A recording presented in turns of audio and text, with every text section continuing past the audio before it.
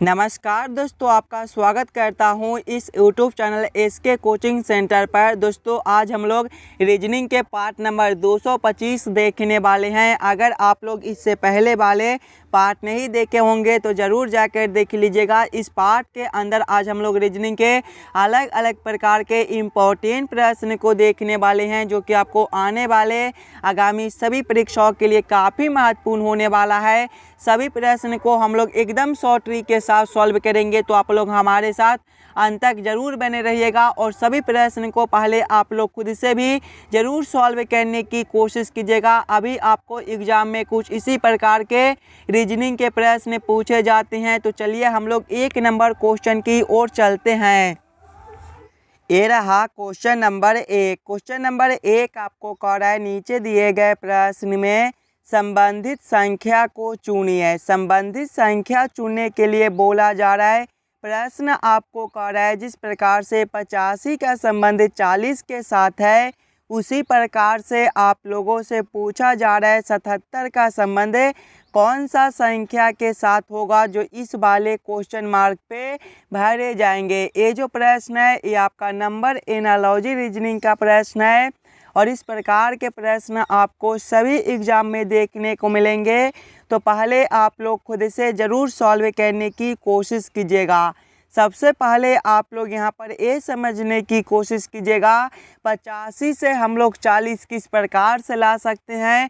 85 को हम लोग क्या करेंगे ताकि हमारा 40 बन जाए, उसी प्रकार से हम लोग सोचेंगे 77 से हमारा कौन सा संख्या बनेगा, जो इस वाले क्वेश्चन मार्क पे भरे जाएंगे। सबसे पहले हम लोगों को क्या करना है, 85 से 40 लाना है। अगर आप लोग 85 को ध्यान से देखिएगा तो 85 जो है ये आपका 8 और 5 से मिलकर बनता है।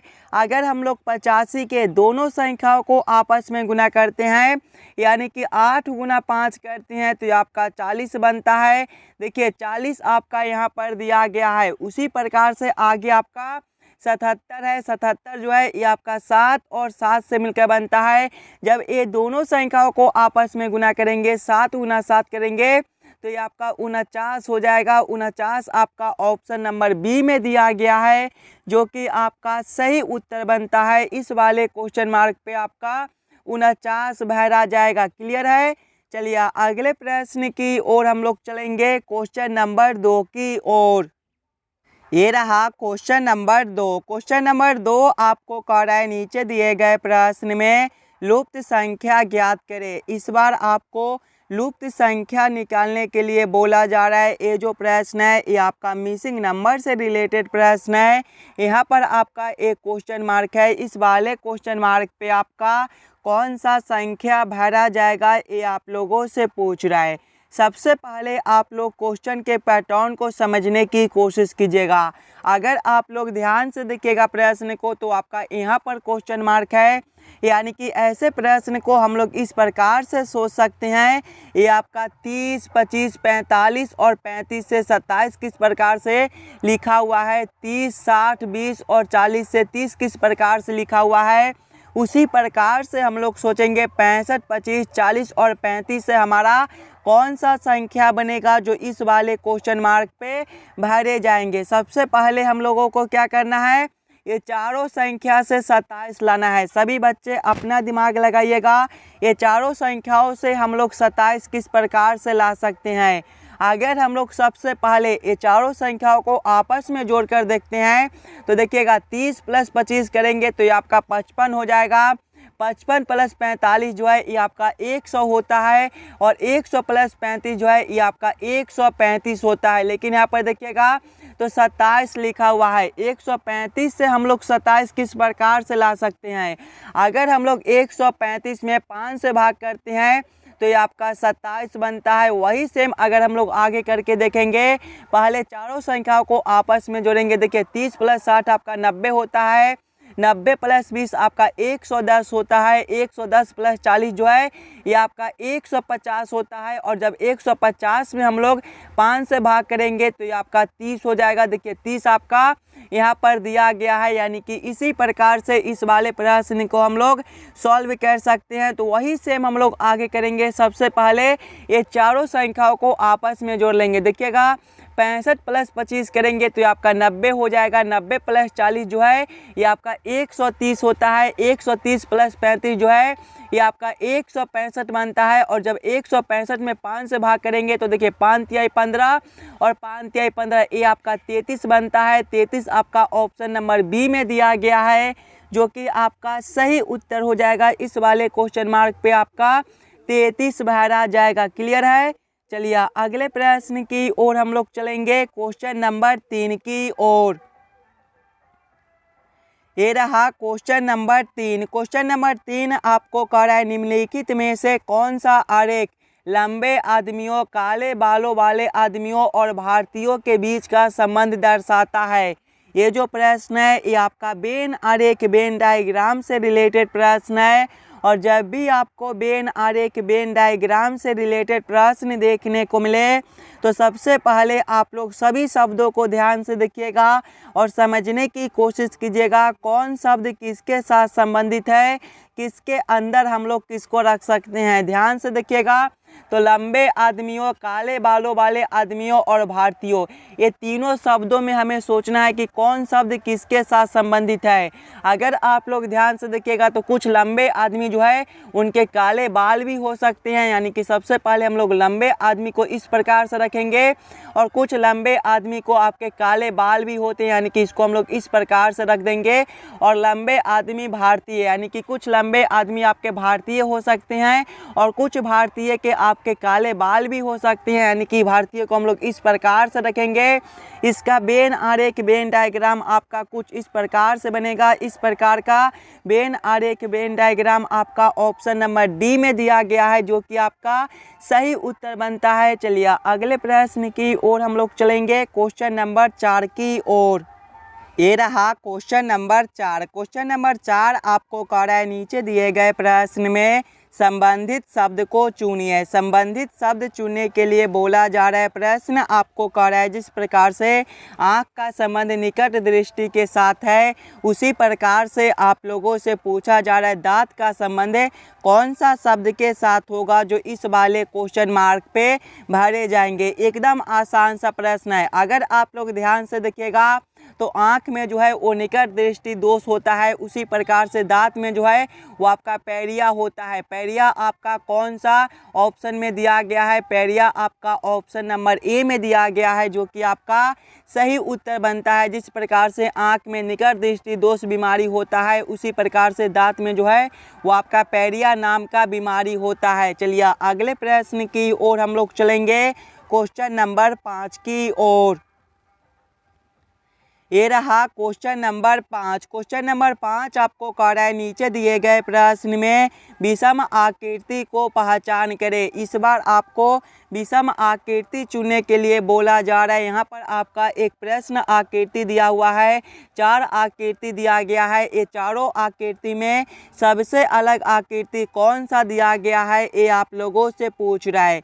सबसे पहले आप लोग चारों आकृति को ध्यान से देखिएगा और समझने की कोशिश कीजिएगा। ये चारों आकृति में आपका सबसे अलग आकृति कौन सा दिया गया है। अगर आप लोग ध्यान से देखिएगा तो आकृति ए में देखिए ये तीनों जो है ये आपके छोटे बड़े दिए गए हैं। आकृति बी में भी आपका छोटा बड़ा दिया गया है। आकृति सी में भी देखिए तो छोटा बड़ा है। और आकृति डी में देखिएगा तो दोनों एक ही प्रकार का, यानी कि सबसे अलग आकृति आपका डी बनता है। तो क्वेश्चन नंबर 5 का आपका ऑप्शन नंबर डी जो है सही उत्तर हो जाएगा। चलिए अगले प्रश्न की ओर हम लोग चलेंगे, क्वेश्चन नंबर 6 की ओर। ये रहा क्वेश्चन नंबर 6। क्वेश्चन नंबर 6 आपको कह रहा है नीचे दिए गए प्रश्न आकृति का दर्पण छवि चुनिए। यहाँ पर आपका एक प्रश्न आकृति दिया हुआ है, कुछ इस प्रकार का आपका प्रश्न आकृति है। और प्रश्न आप लोगों से पूछ रहा है इस वाले प्रश्न आकृति का किस प्रकार से दर्पण छवि बनेगा। अगर आप लोग ध्यान से देखिएगा तो देखिए दर्पण जो है ये आपके कुछ इस प्रकार से दिए गए हैं। और जब भी आपको इस प्रकार के दर्पण देखने को मिले तो प्रश्न आकृति जो है वो आपका ऊपर से उलटकर नीचे चला जाएगा और नीचे वाला आकृति आपका उलटकर ऊपर चला आएगा। यानी कि जब हम लोग इस वाले प्रश्न आकृति को इस प्रकार से उलटेंगे तो आपका किस प्रकार का आकृति बनेगा? सबसे पहला जो आपका एक खंड दिया गया है ये आपका उलटने के बाद भी इसी प्रकार से बनेगा, और नीचे जो आपका इस प्रकार का आकृति दिया गया है ये आपका उलटने के बाद ऊपर हो जाएगा। अब कुछ इस प्रकार से आपको दिखाई देगा। आगे देखिएगा तो ये जो आपका आकृति इस प्रकार से दिया हुआ है, जब इसे हम लोग उलटेंगे तो ये जो है ये आपका कुछ इस प्रकार से आपको दिखाई देगा। देखिएगा ये जो है ये आपका कुछ इस प्रकार से आपको दिखाई देगा। इस प्रकार का उत्तर आकृति आपका कौन सा ऑप्शन में दिया गया है? इस प्रकार का उत्तर आकृति आपका ऑप्शन नंबर सी में दिया गया है, जो कि आपका सही उत्तर बनता है। चलिए अगले प्रश्न की ओर हम लोग चलेंगे, क्वेश्चन नंबर 7 की ओर। ये रहा क्वेश्चन नंबर 7। क्वेश्चन नंबर 7 आपको कह रहा है नीचे दिए गए श्रृंखला को पूरा करें। इस बार आपको श्रृंखला सीरीज से रिलेटेड प्रश्न दिया गया है। एक श्रृंखला सीरीज दिया हुआ है और यहाँ पर क्वेश्चन मार्क है। इस वाले क्वेश्चन मार्क पे आपका कौन सा संख्या भरा जाएगा ये आप लोगों से पूछ रहा है। दोस्तों सबसे पहले आप लोग श्रृंखला सीरीज को ध्यान से देखिएगा। श्रृंखला सीरीज को देखिएगा तो पहले आपका 1 है, 5 है, 13 है, 25 है, 41 है, 61 है और क्वेश्चन मार्क है। ये जो श्रृंखला सीरीज है ये आपका ऊपर की ओर बढ़ रहा है, और जब भी आपको इस प्रकार के श्रृंखला सीरीज देखने को मिले तो सबसे पहले हम लोग क्या करते हैं, अंतर को देखते हैं। ध्यान से देखिएगा तो आपका 1 से 5 है, यहाँ पर आपका +4 का अंतर है। आगे देखिएगा तो 5 से आपका 13 है, +8 का अंतर है। आगे देखिए 13 से 25 है, +12 का अंतर है। 25 से आपका 41 है, +16 का अंतर है।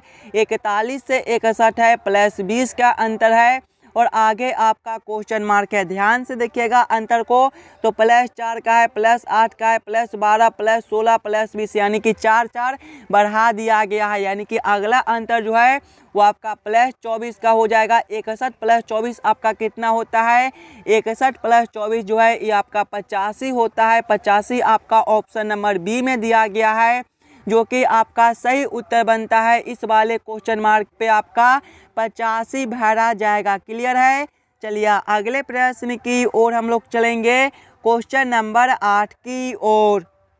ये रहा क्वेश्चन नंबर 8। क्वेश्चन नंबर 8 आपको कह रहा है नीचे दिए गए प्रश्न में विषम संख्या को पहचान करें। इस बार आपको विषम संख्या चुनने के लिए बोला जा रहा है, और जब भी आपको विषम संख्या चुनने के लिए बोले तो सबसे पहले आप लोग चारों ऑप्शन को ध्यान से देखिएगा और समझने की कोशिश कीजिएगा।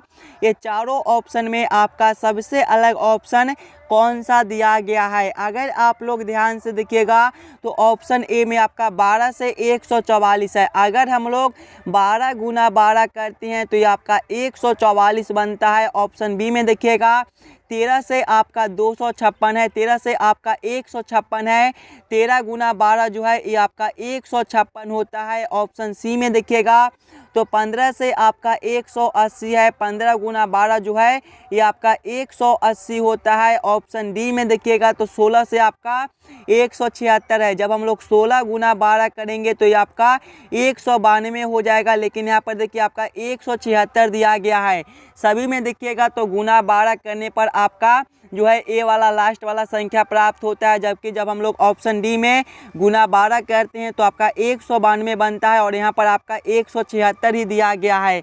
यानी कि सबसे अलग ऑप्शन आपका डी बनता है। तो क्वेश्चन नंबर 8 का आपका ऑप्शन नंबर डी जो है सही उत्तर भी हो जाएगा। चलिए अगले प्रश्न की ओर हम लोग चलेंगे, क्वेश्चन नंबर 9 की ओर। ये रहा क्वेश्चन नंबर 9। क्वेश्चन नंबर 9 आपको कह रहा है नीचे दिए गए प्रश्न आकृति कौन सा उत्तर आकृति में निर्मित है।